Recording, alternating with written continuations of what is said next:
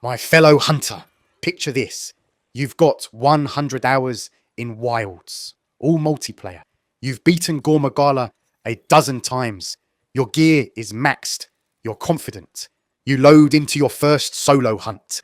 30 seconds in, you're at half health from a wingarm slam you never saw coming. 1 minute in, you cart. You reload, cart again.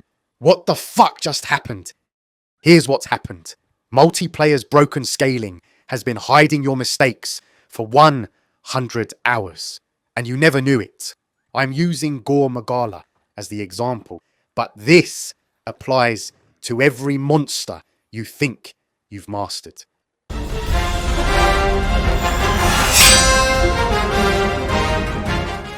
Solo monster health, 100%. 4 players, 234%. Do the math. That's 58.5% damage per hunter. You're doing half the work while the monster keeps the same attack patterns. And that scaling assumes you're playing like shit, fumbling around, getting in each other's way. A coordinated team doing even 70% of solo damage each. You're melting monsters that should be challenging you. And here's the problem. When the scaling hides your mistakes, you never get the feedback you need to improve.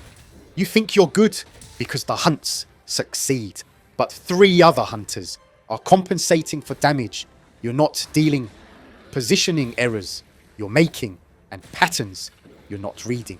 Let me show you exactly how this happens. In solo, bad positioning equals cart. Clear feedback. You adjust fast. In multiplayer, those same positioning errors are invisible. You're standing in the wrong place. Your combos are inefficient. Your damage windows are suboptimal. But the hunt still succeeds in 8 minutes because 3 other hunters are carrying the slack. Your brain thinks, I'm contributing fine because you're attacking and the monster's dying. But you're dealing 40% of what a skilled solo hunter would deal. The difference, 3 teammates compensating. You never learn that your positioning sucks because the consequences never happen. The test, hunt Gore Magala solo. If you're carting multiple times on a monster you've quote unquote mastered, in multiplayer, you're being carried. In solo, Gore Magala charges with its wing arms. You dodge, ground slam follows. You punish, same positioning, same attack. Your brain builds cause and effect. In multiplayer, that pattern is useless. The monster's AI processes 4 threats. It starts a wing arm charge at you. Aggro switches mid-attack. It pivots away. You position for the ground slam, but it's targeting someone else now. You're not building pattern recognition.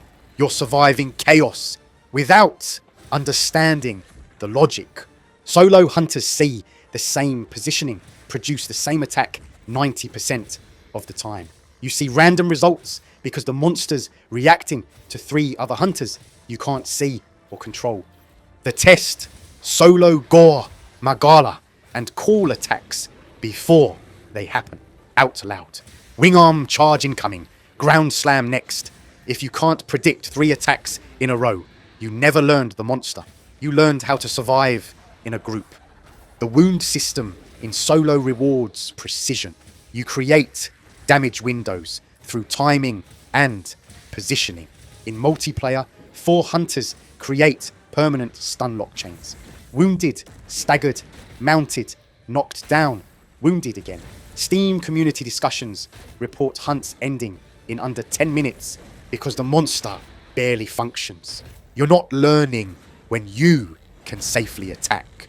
You're learning how to keep a monster perma-stunned while your team creates openings you didn't earn. Then you solo that same monster and realize you don't know when to commit to combos.